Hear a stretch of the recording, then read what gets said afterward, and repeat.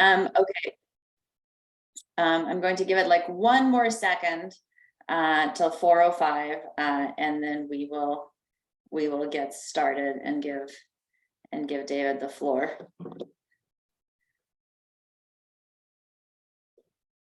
Oh. Folks are showing up, which makes me glad I'm giving them another minute.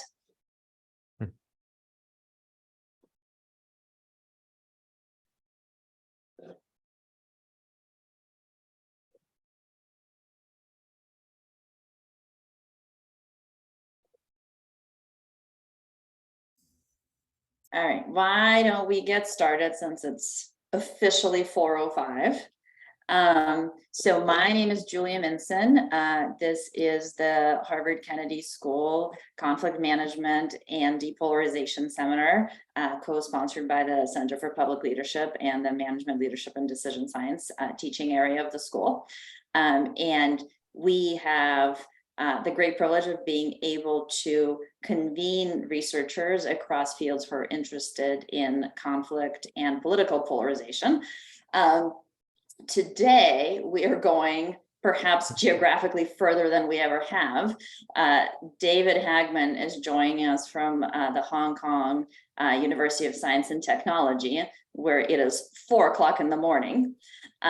So we're very, very grateful that David is joining us today. David was a postdoc at the Kennedy School for a couple of years, so it's nice to have him back in his new faculty capacity. The kind of norms of the seminar is that we want to have a discussion, right? So please feel free to raise your hands frequently. I'm a frequent interrupter myself. If you raise your hand and David doesn't notice you because he's actually busy talking, I'm going to just sort of cut in and point him in your direction. So the more interactive this is, the more fun it's going to be. And also with that in mind, if you don't mind keeping your cameras on, that also makes it feel like you actually are talking to real people instead of tiny little boxes. So with that in mind, I'm going to hand it over to David, who's going to tell us about some really interesting research on distributive negotiations. Go for it, David. Thank you so much for the kind introduction, Julia. It's great to be here. Thank you for the invitation. And yeah, hopefully in person soon, but for now via Zoom, and at least it's easier to get here. Although here there's no coffee at this early in the morning, which is maybe the one downside of a 4 a.m. talk. Okay, but I'm actually really excited. I don't even need the coffee because I'm really excited about this project with Dan Feiler at Dartmouth. And so this is a bit different in the sense that we're not explicitly talking about political polarization, but I think what you're going to pick up is that there are parallels in politics. It's just a lot harder to study there. So in this case, we're trying to find a setting where we can have a very controlled experiment and where we know exactly, we're going to determine counterfactuals of what would have happened if people had done a different action. And so because of all of that, we're going to use a very simplified setting. But then I think some of the ideas, I hope you will see have applications beyond negotiations. But of course, negotiations on their own are already a fairly big topic, right? As Julia likes to say, everything is negotiable. So you can imagine, employees protesting and striking and trying to get a higher salary for the group. You can imagine people who are trying to buy a house, right? They're going to go look at different places and then they'll negotiate a price to pay. We see this in sports quite a lot, right? You're trying to negotiate an individual contract, get the most money out, if you will. And then, of course, when there are disputes between different parties, then they have to start negotiating it. And that's going to be the context of our experiment. But as you're looking at these cases, there's maybe one thing that will also jump out, and that is that it is not people negotiating on their own, but rather they're negotiating through agents, whether that's a union representative, a real estate agent, a sports agent, or an attorney. And in fact, if you think about the weightiest negotiations, right, the ones that have the highest stakes, then in fact representation by agents is really more of a norm than an exception. So when you really have something, right, there's a lot of money at stake, or it's a really important negotiation, kind of makes sense to go to an expert and have that person do the negotiation on your behalf. Now, what's then perhaps a little surprising is that even when these negotiations are very high stakes, they actually often end in an impasse. And they end in impasse even though in theory, there should be some overlap between the two parties. They should be able to reach an agreement, but somehow they just can't get there. And what's then perhaps even more surprising is that when parties rely on agents instead of doing it themselves, this may be more likely to happen. So they may be more likely to end up in impasse, and if they have an agreement, it tends to be not as good for both parties than if they actually had negotiated by themselves. Now, some of that is a bit confounded because you might only get an agent, if it's already a very tough negotiation, but there's also experimental work showing that introducing an agent seems to make things worse. Now, if we're trying to figure out why would this happen, right? Well, the standard explanation of this is that principals and agents often have different incentives. So maybe if you're trying to sell a house, you want to get the highest price, but your real estate agent really just wants to move the house quickly because they don't get that much more as a bonus when they can increase the price further. So there might be a misalignment incentives here. And in fact, this is really sort of the foundation of the economic analysis of this, right? The economic theory of agency. How can you align the incentives between the principal and the agent who represents them? But that's getting a little bit ahead, we think, of the actual task, which is that first you actually have to go select an agent, right? If you look at all this work, it's really starting off from an existing principal-agent relationship. And the idea is then, how do you shape the incentives of the agent so that he or she does what the principal wants? But actually, really, you have to go out and select an agent first, right? That's sort of the first task that a principal would face. Now, how would this work? Well, imagine you have a home, and I hope this doesn't happen to you, but maybe, a contractor didn't do quite a great job, and now you have some water leakage and some water damage. And, the negotiator isn't, the contractor isn't really being very helpful, so you're going to go and try and sue this person, right, and get some money out of this, both for the actual damages and maybe some compensatory damages on top of that. So how would you go about this? Well, potentially one strategy is to go seek out multiple possible attorneys, right? Seek out multiple potential agents and see what they're going to tell you they can get on your behalf. And so you might get a range of different forecasts, right? You tell the situation to many different attorneys. They all have slightly different experiences. They have different assessments of the situation. And so you might actually get quite a range of potential outcomes. Here, for illustrative purposes, let's say it ranges from like 20,000 is the most pessimistic person, right, to 90,000. Because of course, your goal is to get more out of this. Now, the question is, which agent would you select in this case? And it's not clear that we have a theory that makes a very strong prediction, but perhaps we can rule out these unfavorable ones, right? They're even less favorable than the median agent, so that doesn't seem very attractive at first glance. Now, there's some research suggesting that people prefer overconfident advisors. But of course, this is neither a confidence task nor an advice-giving task, right? This is a negotiation. That person's going to represent you, and they're trying to get something out for you. And so maybe confidence is good here. Maybe making a very high forecast is what you want. But at the same time, maybe that person's too optimistic. Now, if we think about the wisdom of crowds literature, that might suggest the median agent is going to be the one who's most accurate, right? Maybe they have the best assessment of the situation. But the problem here is that we're not actually looking for an estimate here, right? We're not looking for the most accurate agent. We're looking for the person who can get us the best possible deal. And then maybe we have this slightly optimistic person here, right? Which we'd sort of say maybe that person is chosen and because people do like favorable information. So maybe they rule out the person who's extremely optimistic and think that's not realistic, but they would still like someone who's a little bit favorable, right? Someone who feels like he or she is on their side. Now, the hypothesis we're going to start with is that we think people will select agents who communicate a more favorable outcome to them than the agent who would have gotten them the best deal. We're going to call that the optimal agent. And how we determine this, I will show you later in the talk. But the basic idea is people like someone who gives them a favorable outcome, and as a result, they may actually suffer from it. So in this case, let's say that would be the person who suggested $65,000. But now keep in mind that while you're seeking this attorney, there's the contractor on the other end. And that person doesn't want to pay you a whole lot at all.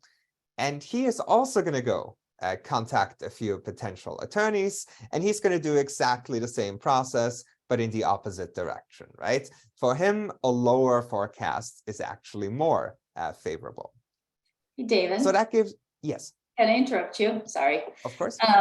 So I was thinking about this just to like wrap my head around it a little bit. How often do people, or do you have any sense, I guess, I mean, you wouldn't have a sense of this experimentally, but like how often do people actually solicit bids for multiple agents, right? And do they do this kind of sort of comparison shopping?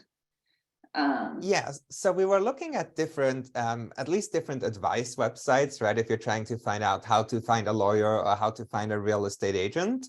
And the common advice, at least, is to contact 3 to 5 different potential agents. Now, whether people do this, I think that that's a bit of a different question. I could imagine that at least going to 2 people is something that people would do. Also depends a little bit on what the stakes are, right? Maybe if the stakes are very high, you are more willing to go get at least a second opinion. It's interesting. So one of the things that's making me think about is, whether people do it or not, right, is a hard question to answer. And then it ties into whether the agents have a lay theory about what the potential principals are doing, right? So if as an agent, I'm thinking that you're also contacting 4 other agents, then does that change sort of my bidding behavior, right? Because I'm trying to outbid imaginary competition, whether it exists or not. Yeah, that's right. And I do think that that might be a question that people ask. So certainly a question I've gotten with like financial advisors is, oh, have you talked to someone else already?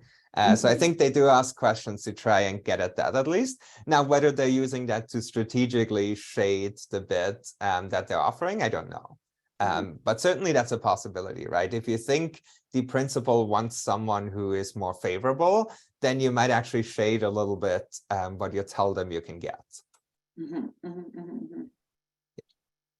And then, of course, one question would be, if you have just shaded, right, if you exaggerate a little bit, are you then committed to that? Or can you just go back and readjust towards a more moderate estimate? We don't know that one. Yeah. But so if we have this opposite, right, if we have this sort of opposite pressure where both parties try and get someone more favorable, that gives rise to sort of 2 different predictions, or 2 key predictions. The first one is that the agents who are ultimately selected are going to have more polarized views about the outcome than agents overall, right? You have these 5 people here. If everyone chose the one in the middle, there would be no polarization. But if both people go and choose someone who's a bit more favorable, then you have created polarization. And then if these beliefs are actually truly held, right, if they're not just signaling and not just exaggerating, but if they actually hold these more favorable views towards their clients, and then they may actually be more likely to end up in an impasse because they think the outside option is better. So these could be genuinely held beliefs rather than exaggerated claims to try and be hired. Now, we're of course going to test this as part of an experiment because there's a couple issues here, right? The first one is in the real world, we don't really know how people exactly search for an agent, and we can't observe all the things the agent tells them. There's a lot of complexity in these discussions. Different agents may ask different questions. But the key reason for why we need an experiment is that in the real world, we can't observe the counterfactual. So if you hire one attorney and we can observe the outcome of a case, even so, we don't know what would have happened if you instead had hired a different attorney, right? And we only ever see what happens with the chosen agents and never what the non-chosen agents would have done if they were in the same situation. And so in our experiment, we're going to rely on a bit of a stylized task, but it will be able to figure out what the outcomes would have been if people had chosen differently. And that's how we're eventually going to be able to say, like, who would have been the best agent for people to choose, and then what did they actually do? So the setting for our experiment is going to be a personal injury lawsuit. It's going to be an accident between a driver in a car and a rider of a motorcycle. Why this setting? Well, what's interesting about these personal injury lawsuits is, first, they're actually quite high stakes, right? I mean, often people's health and livelihoods are affected by this. It's for the purpose of an experiment, it's also a very ambiguous setting. So it's often not clear which party is responsible for the accident, and it's not clear what the consequences of the accident are, right? Like, how severely hurt is someone, for example. Now there's work by Linda Babcock, George Lowenstein, and colleagues. And what they find is that if you give people materials to read about this kind of lawsuit, they actually tend to form self-serving beliefs. So if you're in the role of the person driving the car, you tend to think the motorcyclist is responsible. If you're the motorcyclist, you read the identical materials, you tend to think the person in the car is more responsible, right? And so it's when there's this ambiguity, people seem to interpret it in ways that are self-serving. And that's, of course, one way that you can get polarization, right? If people read the same information but interpret it self-servingly, they end up with very different beliefs about what a fair outcome of the case would be. Now, the other part that's nice about this is that there's a known fair outcome, or at least there's some kind of outside decision that we can rely on, and it is a decision by a retired judge. This is from the original paper by Babcock and colleagues, where they basically had a judge read the same materials that the participants got and then render a verdict for this particular lawsuit. Now, how's this design going to look? Well, we're going to have two principles. We're going to have a guy on a motorcycle, and this is the person who got hit, and we have the driver of a car who is the one hitting him. So the motorcyclist in this case is the plaintiff, right? They were injured, and they're suing the driver of the car, who is the defendant. Now, what we're adding to this setting is that we're giving them a choice of agents to work with. They're going to see 5 agents, and they're going to see what these agents think they can get on their behalf. So much like the figure I showed you earlier, they're going to see 5 estimates of what these agents think they can get if they're hired as the agent. And then whichever agents are selected by the 2 parties, they're going to be the ones negotiating with each other. If they can reach an agreement, then that the settlement determines the outcome of the case. And if they can't reach an agreement, we have this ruling by the judge that we can then implement. So let me start off with the agents. That is, in this case, right, the attorneys for this case. So we began by recruiting 500 people roughly via Amazon Mechanical Turk. They all got $1 for showing up, plus a fairly substantial performance bonus based on the outcome of this case. So we randomly assigned them to be potential lawyers for either the plaintiff or for the defendant. So they were randomly assigned to one of the 2 sides. And then we gave them about 10 documents to read, which took them about 15 minutes of reading. So what are these documents? Well, you learned, or the participants learned, that there was a defendant who took a test drive in a new car, and there's some evidence that this person may have been intoxicated, but it's not clear, exactly how much he has consumed. There's a salesman who is the person who gave him the car to drive, and he testifies that he could not smell alcohol. So you really can get into this case, right? I mean, there's a lot of detail, a lot of richness in the stimuli. You then have a plaintiff, the person on the motorcycle. He says he was injured. He missed work as a result of this. He's been in pain for months. But then you hear from the doctor who says, well, maybe the plaintiff here is exaggerating a little bit, right? Maybe this injury is actually not as painful as he's making it out to be. You then have witnesses, one person testifying that this happens really quickly. This is a very dangerous corner on the street, and accidents happen quite frequently. What I think is interesting, and it speaks to the richness of these stimuli, is that we actually had one participant who lives near that intersection and said she has observed accidents there before. So this does seem to be a dangerous intersection, right? This is not just a made-up example here. We then also gave them a 5-item comprehension check. They had 2 attempts to pass it, and actually 92% of them passed. So again, I think that speaks to how engaged participants are getting into these materials. David, question. Yeah. So you're recruiting 500 people on MTurk who they're not attorneys, right? They're just sort of people. And they have to do all this reading. Do they have any sense before the task what they're expected to do with all this information? Like, why do they think they're reading it? Oh, yes. Sorry, they get the full instructions at the beginning of the study. So they're told that they're, they basically get a very similar screen to the one you saw, where they're told that they're going to compete with other MTurkers who are also potential attorneys for someone on their side. And the other participant then gets to choose who to hire. And if they're hired, they can earn all these other bonus payments. And so do they know whose side they're going to try to be representing? Yes. Yeah.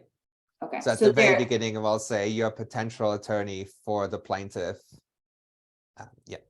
Okay. So then in line sort of with the original Babcock and Lowenstein results, they're probably reading it through a particular lens, right? They're Exactly not right. just reading, they're thinking about how do I represent this particular side. Yes, that's right. Gotcha. Thank you. Yeah, and so we would expect there to be this polarization, right? That's sort of our starting point for sure. So we then had them do 2 what we call estimation tasks, right? The first one is the question of what can they achieve on behalf of their client if they are hired. And we gave them some details on the negotiation, but for purpose of the talk, I'll tell you on the next slide. But we asked them, what do you think you can achieve if this other person hires you? And they get to propose an outcome from $0 to $100,000. Now, whatever they say they can achieve, we tell them, right, we're going to send this to the principal, and based only on this estimate, that principal is going to choose someone to represent them. If you're hired, you get $1 plus additional bonus earnings. And then we also asked them what they think this retired judge decided, right? What do you think this retired judge who has made a decision on the case, what do you think that estimate is? And that we told them we're not going to disclose to anyone, plus they would get paid for getting it close to right. So they had to be within $5,000 of the actual decision, then they could earn an extra bonus. So after they made those 2 decisions, they engaged in what we call the ultimatum settlement game. So the idea here is if you're an agent and you're representing the plaintiff, and if you're hired, right, by the plaintiff, they chose you, then you're going to be paired with someone who was selected by the defendant. So it's not that you're matched with someone at random, but you're matched with someone who was selected by the other party as their representative. And once you're paired, you're going to play an ultimatum game, a slight twist to an ultimatum game. One of those participants, so either the person making the decision or their counterpart, is going to be the role of the ultimatum giver. The other person is going to be the taker of the ultimatum offer. Now, because we haven't actually determined these pairings yet, and because nobody has been selected, we asked them to make 2 decisions at this point. The first one is to propose a take it or leave it offer. So if you're the ultimatum giver, right, what's the offer you're going to make to the other side, which is a take it or leave it offer? If they take it, that's the end of the case. If they reject it, you're going to go to trial. And then similarly, we ask them to set the rejection threshold, right? What is the worst offer from the other side that you're still going to accept? And if it's any worse than that, you will reject their offer and there's no settlement. So if the offer is accepted, then that one's easy. The case is just settled, right? That determines the outcome of this case. But if the offer is rejected, then we're going to implement the judge's decision, and we're going to impose a penalty reflecting the cost of litigation. So if you think about a standard ultimatum game, right? Oftentimes what happens is people are paired up, and then one person makes an offer, and the other person gets to say yes or no. Here we add to that by using a strategy method. So instead of just having a single offer, what you actually do is you say, I would reject any offer that's worse than some amount, and I will accept any offer that's better than amount. And the second change is that when you reject the offer, it's not that you both leave with zero. Instead, you're leaving with this decision from the judge, minus, again, a penalty to account for this litigation cost. So here are the payoffs that, of course, we also explained to the participants. If you're the plaintiff and you reach a settlement, we're just going to take the settlement amount and divide it by $20,000, right? So if you get $100,000, you would actually get a bonus of $5. So the higher the settlement amount, the larger the bonus for the plaintiff.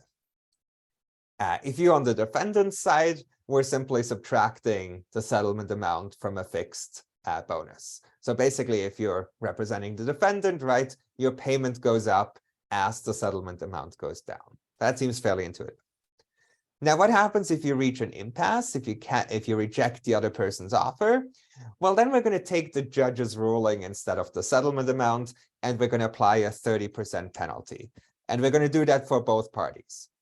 So the idea here is that, right, the plaintiff will always want a higher settlement, the defendant wants a lower settlement, and then you're willing to accept an impasse as long as you think you get more from the judge, even after this penalty, than the settlement would have been.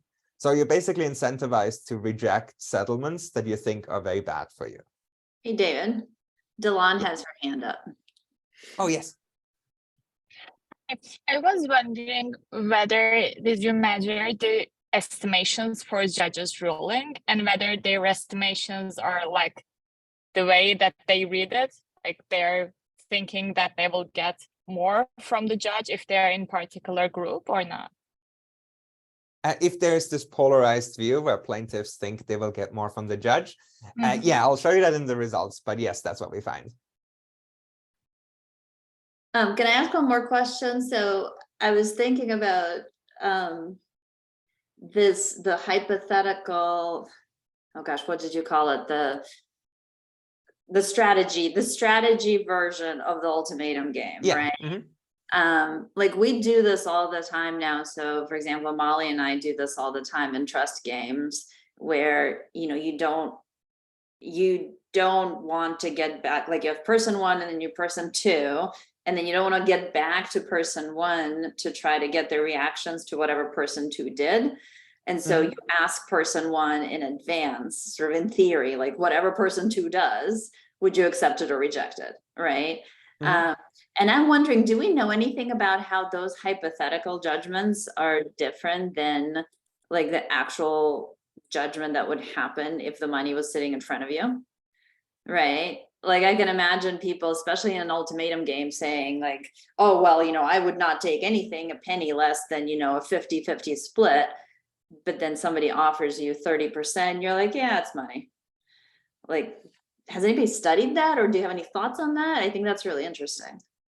I don't know if someone has specifically done this. I know the strategy method is very commonly used in experimental economics. I know there's a, what's her name? Catherine Eckley, I think, at Texas A&M. She did this with very low income participants. And she found that they basically would give money in the trust game, even if the other side sent zero. And so she thought there must be like confusion by the participants. And so they did this extensive debriefing. And basically what they found is that it was not confusion. but the participants would say things like, this person is so selfish, they should learn that, you know, that they should learn that we're all part of the community. So people at least seem to have some rationale for what they were doing. I could imagine what might make a difference is actually having the money in front of you. So you can imagine that $5 on a computer screen is more abstract than $5 on the table. I don't know if anyone has done this. Thank you. It was just kind of a point of curiosity since we do a lot of these. Yeah, I mean, if you look up for strategy method, there might be a paper that proposed it where they did test an incentive version where all the choices were incentivized. Molly's got her hand up too now. I got all the behavioral economists going. Related to this, I think there is some research that the decisions are similar in strategy versus not, but especially as it relates to what David's talking about right now, I wonder if there was an agent or if there's a self-other difference there, that like what you choose on behalf of others would differ in the strategy method versus not. Because there I could especially imagine that psychology that you were just talking about of there's money on the table for somebody, or I want to be like extra or like enforce the norms for other people. Like they won't accept that. I won't accept that on their behalf in an ultimatum game that I might accept for myself. Yeah, I can't say how it would interact with actually having it in front of you, but at least for the strategy method, we will have a version where people represent themselves. And so then we can compare that. Yeah. All right, if there are no more questions on the payoffs, let me just give you back. Let's look back at the design we had, right? So now we have these agents. We know, because they've done the strategy method, we know what the outcomes would be if any two agents meet. So now we have to go to the plaintiffs. We have to figure out what they're doing, the principals, the plaintiff and the defendant. So again, we got about 500 people from MTurk. Similar, they've got a $1 fixed payment plus a performance bonus, and we randomly assigned them now to be either the plaintiff or the defendant. They got the identical case materials, the identical comprehension check. Again, we get a very high rate of them passing.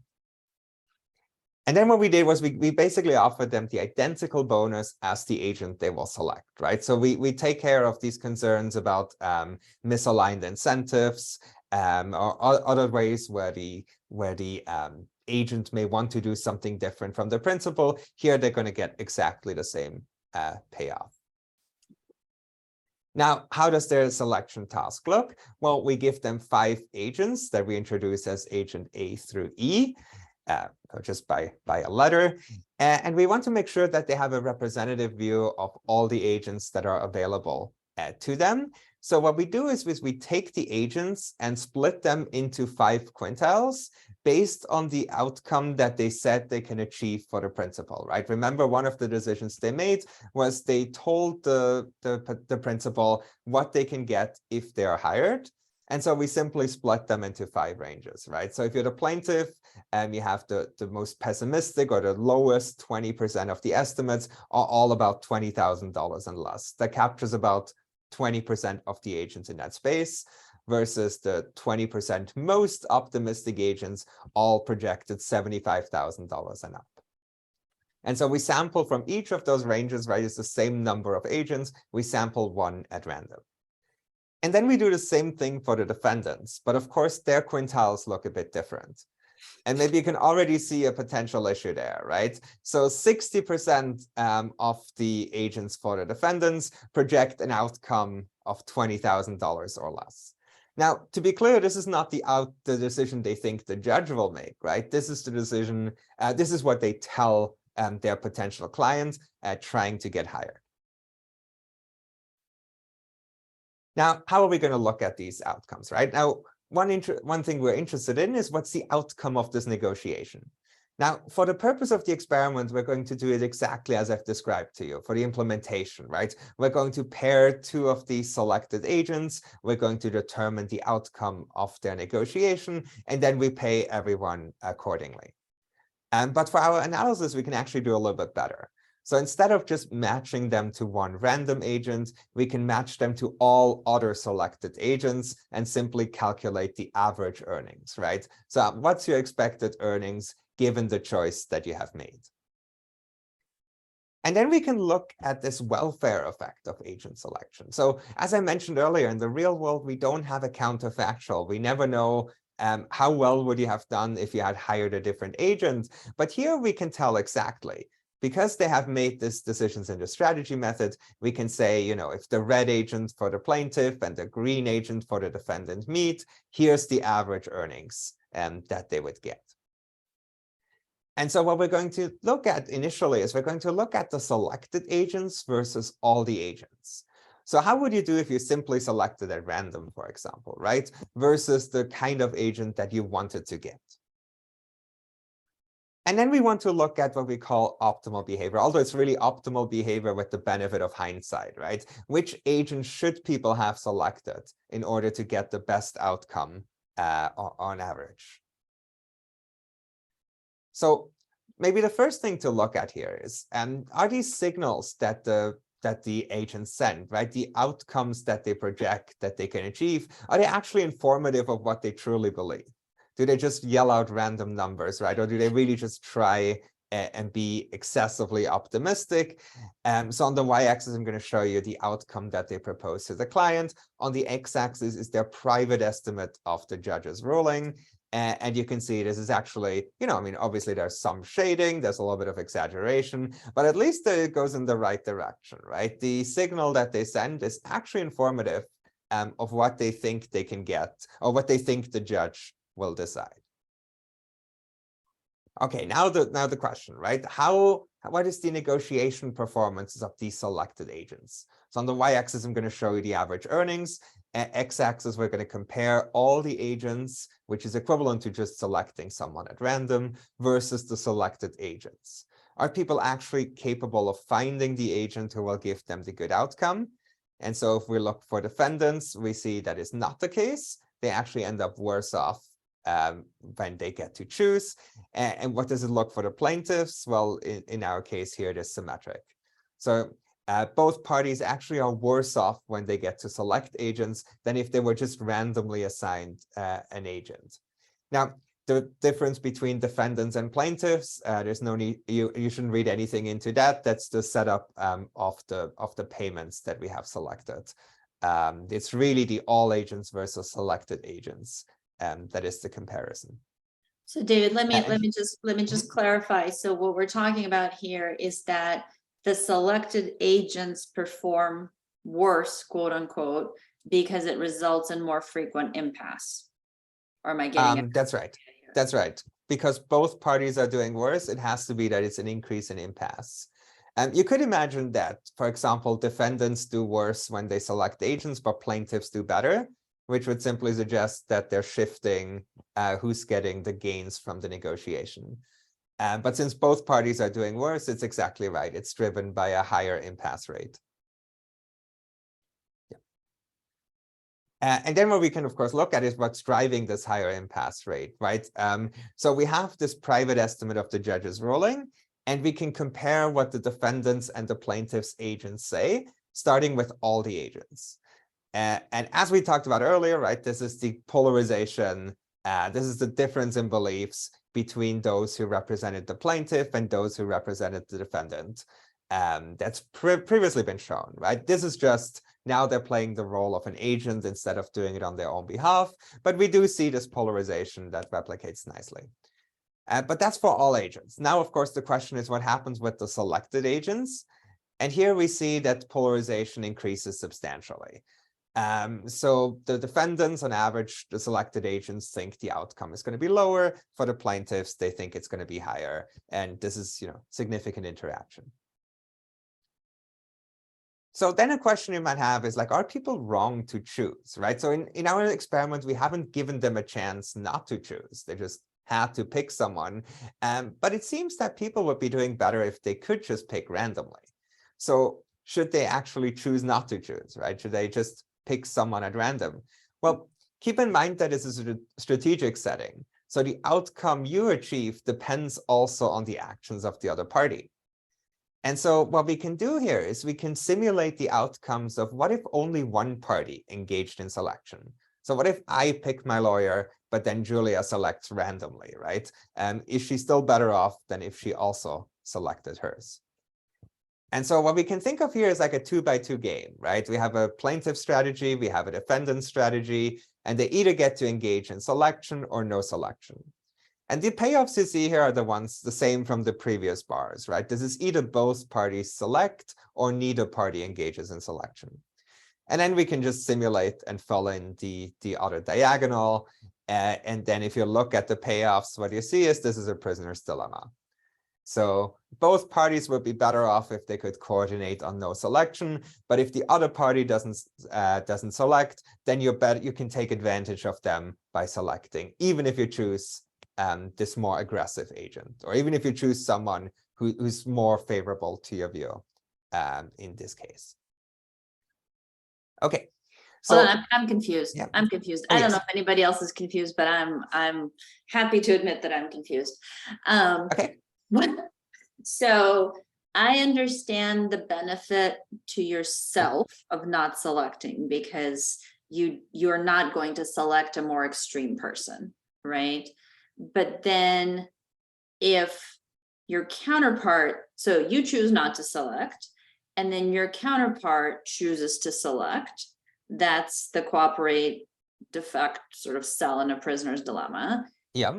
That person chooses the more extreme agent, but you can still reject their extreme bid. So why does it matter to you that your counterpart chose the more extreme agent? So you would end up in impasse, right? Your outcome would be worse than if you had also selected. But if I'd also selected, it would also end up in impasse, no? Less likely on average, I guess. Yeah. Yeah, so these are just the average payoffs given all the possible pairings, right? So like you can imagine if you don't select, then sometimes, and you're the plaintiff, sometimes you get a lawyer who proposes $5,000 and you really want to avoid that. Right. And so if neither side engages in any selection, then you're kind of fine and it works out well. But if one side engages in selection, then they can take advantage of you getting these really like the kind of outlandish bits that you would rather not have. I guess what I'm confused by is that it still seems to me that in the sort of I select, you don't select box, or no, I don't select, you select box. If you select an agent that's extreme and they make their extreme offer, I reject that extreme offer, we end up in impasse, but it's increasing the chances of ending up in impasse. It's not making my situation worse than it would have been had I also selected and we still ended up in impasse, right? Like impasse is impasse. It's not, one is not, that's right. One version of impasse is not worse than another version of impasse. I think that's right. Yes, that's right. Impasse is impasse. I think what happens if you don't engage in selection is sometimes you accept offers that really should be rejected. So impasse isn't the worst outcome, right? The worst outcome is accepting a settlement that is worse than you would have gotten by going to the judge. Because you, okay. I see. That makes sense. I think that makes sense. Yeah. So if you think, So if you think the judge, has a $30,000 judgment, and then, your lawyer proposes 10,000 and you're the plaintiff, that's a really bad deal, and you want that not to be accepted, or you don't want that offer to be made. Because the lawyer is not only bidding on your behalf, they're also accepting on your behalf. That's exactly right. That was missing. Gotcha. Yeah. All right, Delon's got a question. Yeah. Hi, can I ask a question? So in the no selection group, the agents still see the offers, or they don't see anything? So if they see it, sorry, they will this is just simulated. This is just simulated. Okay. And they all make the selection. Yeah. Okay. This is just the data from the origin. Okay, thank you. Sorry. Exactly. No, that's a good question. That's just the simulated data from from what the agents have done, right? We can basically say, what if people didn't get didn't get the option to select? And so you can now think, if you observe selection in the real world, why does it happen when it potentially makes both parties worse off? Well, it could be that it's very costly for you not to select if the other party does it. And that's at least what this would suggest. Now, one thing I've talked about before is this idea of, who should you actually choose, right? Who's the optimal agent? And for that, we actually have to figure out who the optimal agents are. And so what we can do here is we can take all these possible quintiles, right? All the 5 quintiles of agents and pair them against each other and see what your earnings would be on average.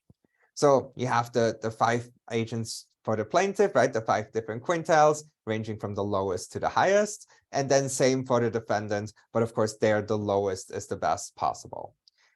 And then all you can say is like, well, let's take the most optimistic agent for the plaintiff, the most favorable one, and pair them with all the most favorable ones for the defendant. On average, what are the outcomes for the 2 parties? And then we do that, 25 times, right? With all the possible quintile pairings, we can say, what would be the payoffs for those 2 sides if that's the quintile they chose? And when you do that, you end up getting this overwhelmingly big table where each of these cells is a pairing of 2 quintiles. So the first one, for example, is the defendant chooses their least favorable agent, and the plaintiff also chooses the least favorable agent. And then you can see the defendant earns $2.35 and the plaintiff earns $1.05. And so we can do that for each of the possible pairings. The numbers below are simply the standard errors. And so if you do that, you will end up finding that there's actually just one Nash equilibrium in this whole table. So what this means is if the defendant chooses the orange agent, there is one who's slightly pessimistic, and the plaintiff chooses the middle agent, then the highlighted cell here is the payoffs that they get, and neither of them has an incentive to deviate. So given what the plaintiff does, the defendant doesn't want to choose any different quintile, right? You can see if you look at the middle column, $2.03 is the highest possible payoff for the defendant, and then very similar for the plaintiff. If you keep fixed the second row, then the middle column is the best one for the plaintiff. And it turns out that's the only option where this is the case. So now we have a benchmark. Now we can compare what have people actually chosen relative to this benchmark, right? So we know for plaintiffs, this quintile is the middle one, the third one, and it turns out on average they choose about 3.5. So they're more likely to choose, right, the 4th and the 5th quintile than they are to choose something below the 3rd. Now for defendants, it's we didn't notice, of course, going in, but it turns out the 4th quintile, that is the slightly unfavorable one, is actually the best one for them. And even so, of course, they also choose someone who is more favorable to them. I should say this was a pre-registered benchmark, so we didn't know what it would fall into the middle. We had to look at the data to see what the optimal is. So now we can look at, we can go back to the beliefs about the outcomes, right? So we've seen that the selected agents are more polarized than all the agents. So of course, now a question is, what about these optimal agents, right? What about the ones that would get people the best possible outcome? And it turns out they're not polarized from each other, and they also on average have no different of an estimate than the judge's actual ruling. That is, they actually seem to be pretty spot on what the judge will decide, and importantly, they don't differ from each other. So an earlier question alluded to this already, like what is some of this being driven by being a representative versus acting on your own behalf, right?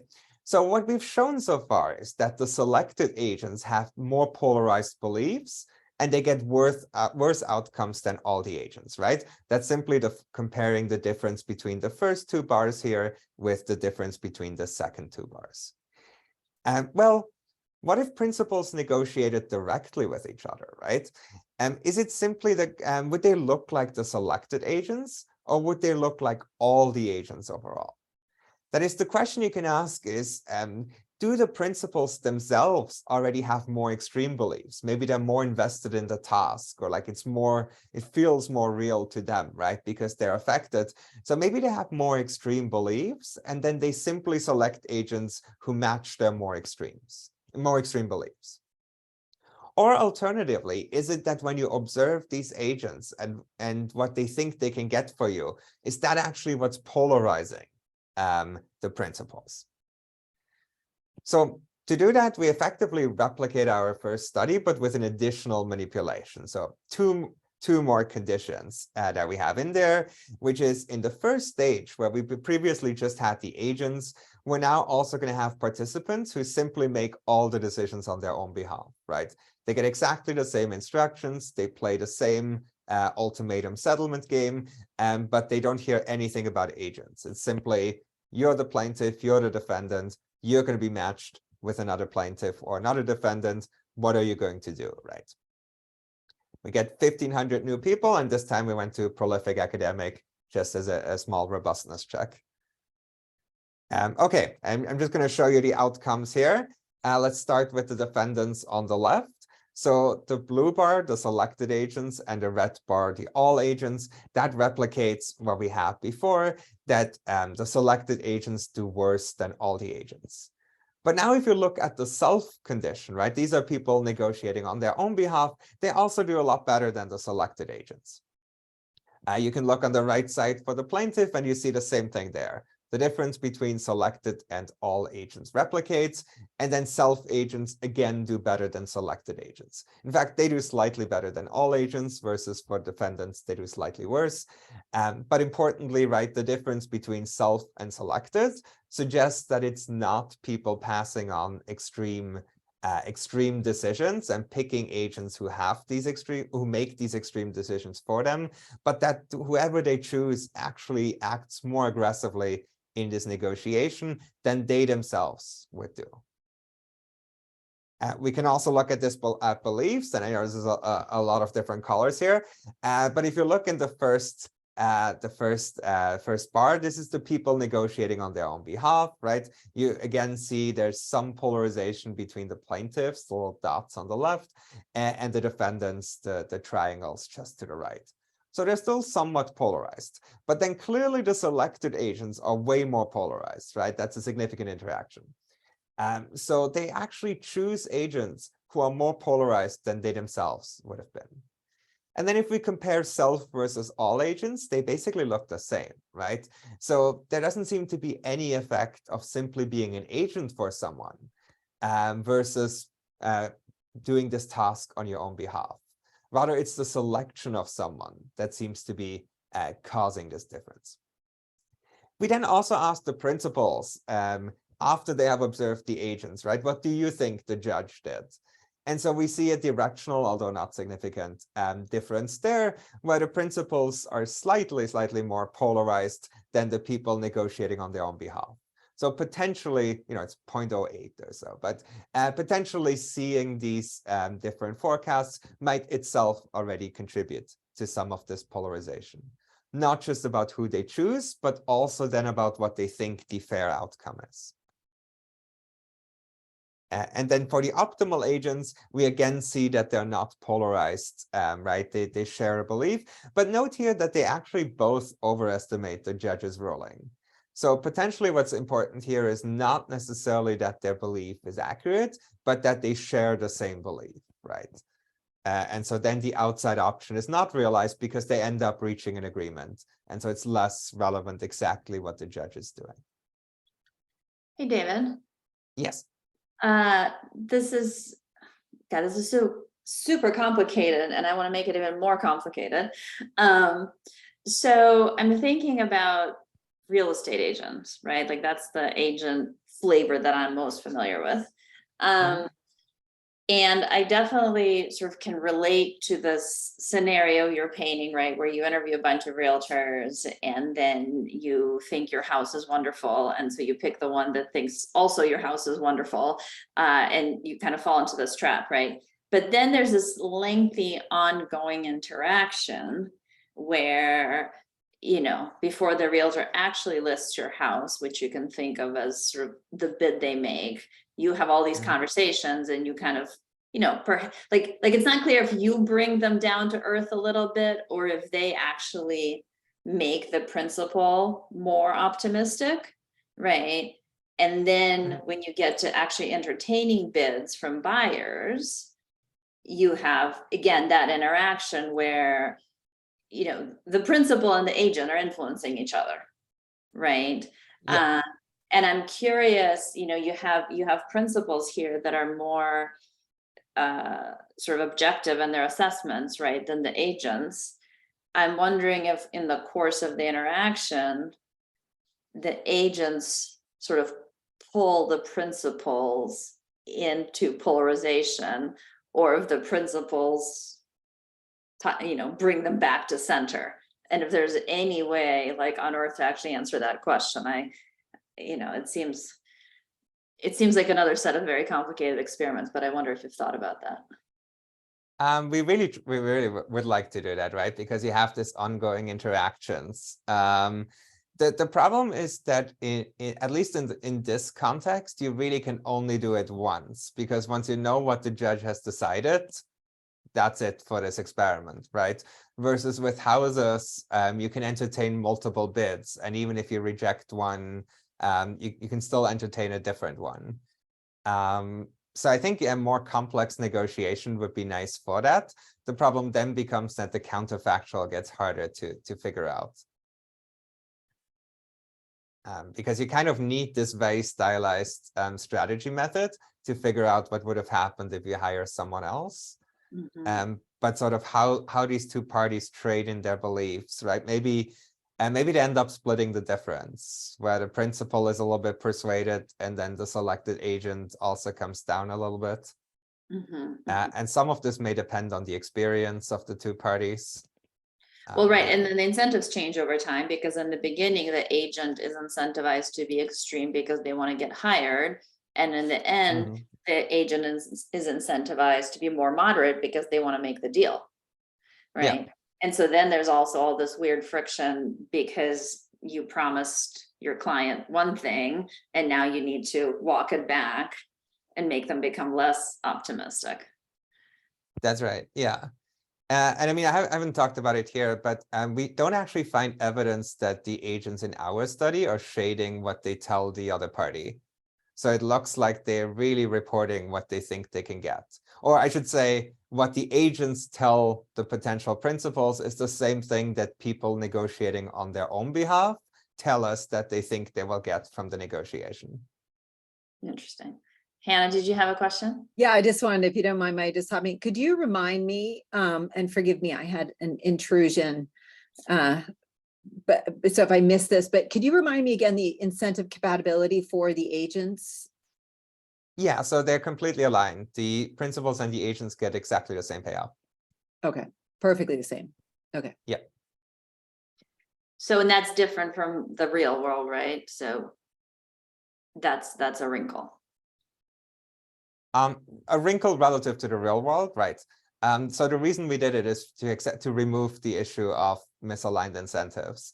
Like, I think the dynamic you mentioned makes perfect sense given the incentives they face, right?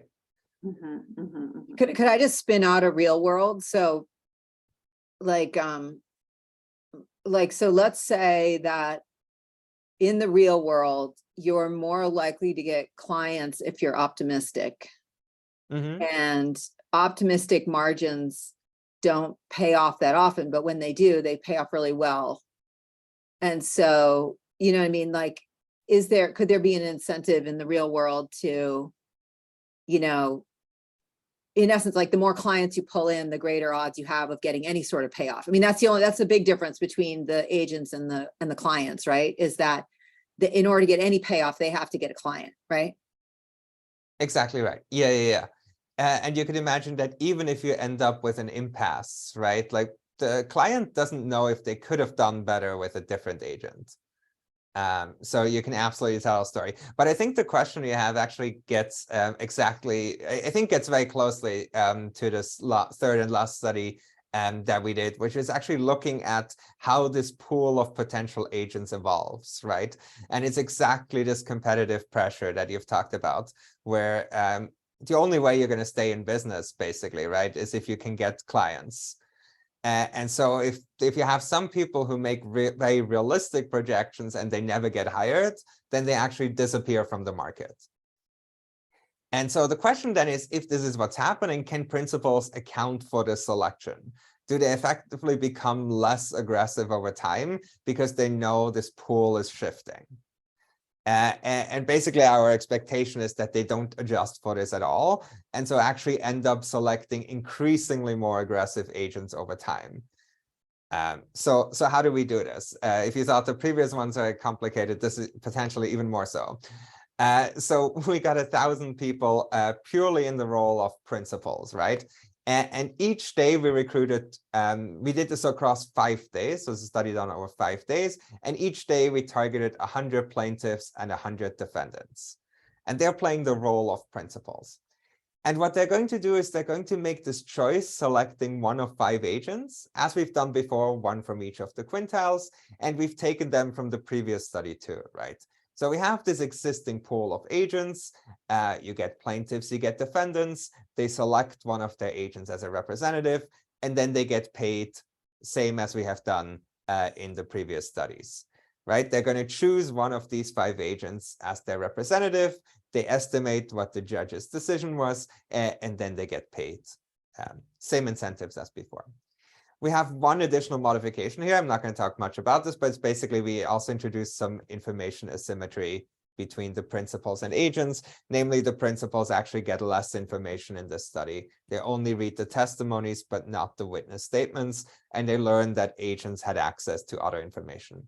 It was a suggestion from a reviewer. So we thought, all right, let's see if this, we can replicate our findings with this too. But it turns out that doesn't actually make a whole lot of a difference. What's really the thing we're going to look at here is how do beliefs change, or how does the pool of agents change, right? So we're going to update the pool of agents. So on the first day, we have all these agents from study 2, all the ones who we have recruited before. And at the end of the day, we're going to update the pool. So an agent who never got selected disappears from the pool of available agents, and agents who got selected repeatedly are cloned. Basically, they just become more likely to appear going forward. And that's, of course, because each participant sees five possible agents, right? They might end up, the same agent might get chosen by more than one person. And so we're going to repeat this updating process each day, basically each round. At the end of the day, we're going to drop the people who didn't get selected. We're going to clone the people who got selected multiple times. And then we have a new pool of agents for the next day. And we're going to fully inform principals about this process, as well as which round they're in. So you might learn you're on the 3rd round of this study. On the first day, here's the pool of agents. There was all the participants from this other study. Then we dropped the ones who didn't get selected. The ones who got selected multiple times are now more likely to be selected for you. And then you get to make a choice again, right? We do this over 5 days. And our 3 main questions of interest is, like, first, how does the pool of available agents change? So do people realize that other people also select aggressive agents, and so now they should moderate their own choice? How do the beliefs of the principals evolve, right? Do they adjust for that they are going to see increasingly favorable estimates? And then lastly, like, what does this actually do for negotiations? Like, how often do they end up in a settlement? How often do they end up in impasse over time? So this is the evolution of available agents. What I'm showing you here is basically the 10th to 90th percentile, right? This is the biggest range that they're likely to encounter of the proposed outcomes. So if I'm a participant in the study, I'm a principal, I observe five potential agents, I choose one of them. What's the range of proposed outcomes that I'm going to see from them? And so if you look at round 1, yes, there's a little bit of a difference there, but by and large, right, there's a lot of overlap there. The kind of forecasts the 2 sides see at least overlap to some extent. But when you get to round 3, basically the most pessimistic, like the lowest estimate that the plaintiff sees is still higher than the highest estimate that the defendant sees. And then by round 5, they're basically in different universes. Hey, David, Now, Molly's got her hand raised. Oh yeah, Molly. First, this is super cool to like bring in the evolutionary dynamics kind of to this experiment.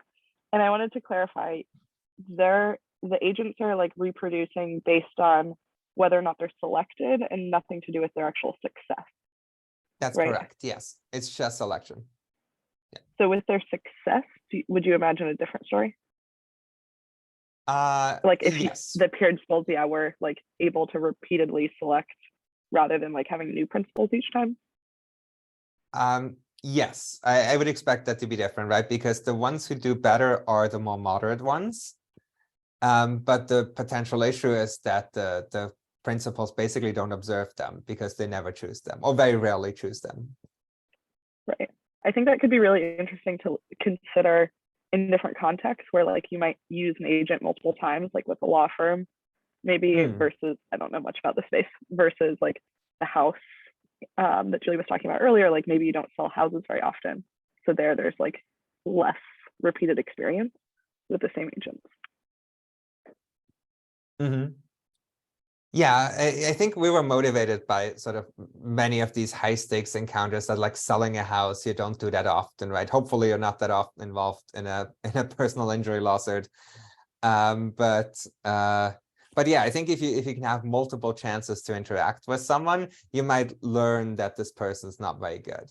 Although I think you would still need experience with different agents. Like imagine someone who chooses a financial advisor and they meet with them twice a year, but they get terrible advice and they just don't know it because they don't talk to other advisors.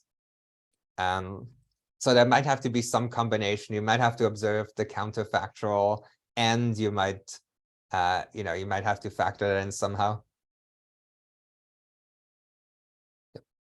Oh, great question. Thanks. Okay, then we can also look at what happens to the principal's beliefs, right?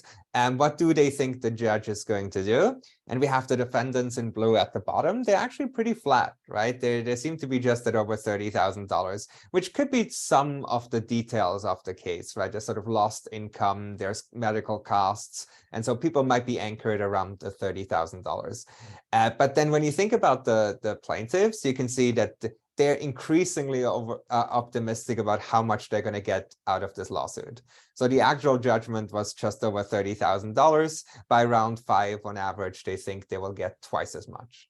And that is simply because the more moderate agents disappear from this space. They disappear from the pool. And so all they see is this really wildly optimistic outcomes. And they think, oh, that makes sense. They don't account for the fact that this selection has been going on. And so then they just think, well, it must be that I'm about to get a lot of money from this study. Unfortunately, it doesn't happen for them because the settlement rate crashes, right? So as the rounds go on, they're less likely to reach agreement. And so most likely you just end up getting the judge's decision minus the penalty. All right, so in the last couple minutes, let me just wrap up and say that, negotiating with agents is something that is actually quite common in high stakes settings. And there's some unique challenges with this. And while previous work has really focused on the incentive problem, we would argue that the actual choice of an agent is something that can also affect these outcomes, not both for negotiations, but then also for the beliefs of the principals. And so that can, of course, then drive these costly impasse rates. Now, we found that the principals who select agents, right, they select agents who are more polarized in their beliefs than if they had negotiated on their own behalf. So it's not simply that they're passing on their extreme beliefs, but the selection actually seems to be polarizing the principals. And then over time, if we look at these dynamics, it may be that these moderate agents end up getting displaced and beliefs become increasingly more extreme. And that is happening because principals don't account for the fact that the pool of agents changes as a result of this. So they end up selecting increasingly extreme agents, at least relative to the full sample, right? Relative to the pool they're seeing, they keep choosing equally favorable. But given the original pool, that becomes more and more extreme. Now, I would say this is not something that's just limited to distributive bargaining. There's lots of cases when principals have to select agents. We chose this because it's, a sort of a simple setting for us to get started. And then, as you can see from the experimental design, even the simple setting is kind of complex when you're trying to put it into practice. But we do think that some kind of selection pressure, at least, is at play in just about all principal-agent relationships. The counterfactual is often really difficult to determine, hence why we're kind of stuck with these simple ultimatum game. And lastly, the question we might ask is, what can we do, right? How can we decrease polarization between these parties? And one problem here is that the selected agents genuinely hold these more extreme beliefs. It's not that they're just misreporting. At least in our study, they actually do believe the judge is going to do a more favorable decision. So we cannot just get this via some kind of disclosure or incentive. And again, in our study, at least, the incentives were perfectly aligned. So it's not that there's somehow an incentive problem. The key problem is really who it is that the principals select. They choose someone who's too favorable to their side. The problem here, again, is that this may not disappear if the agents are the experts. So it's true that in our case, that the agents are just participants, but even if you have expert agents who are not biased on average, they're still going to differ in their assessment, right? There can simply be noise in the estimate, and then you have selection or noise, and it's going to give you the same dynamics as we have observed here. What really would have to happen is that the agents would have to adjust after being selected. That is, they would have to realize the reason I was hired is because I gave a very favorable estimate, and now I should actually become more conservative in what I think I can get, which is really the winner's curse in action. And one problem is that this kind of contingent reasoning is just really, really hard for people to do, even for experts. And with that, I think I'm out of time, but I'm happy to take, of course, questions. Thank you.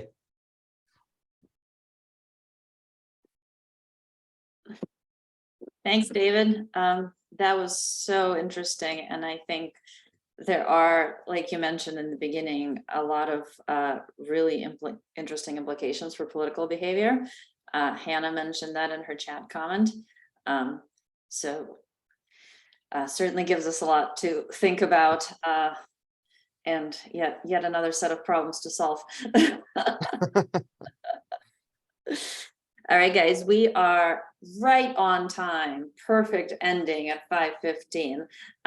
Thank you again, David, for getting up at not even at the crack of dawn, before the crack of dawn. And we will see everyone next month. Thank you. Thanks for having me. Bye. Bye.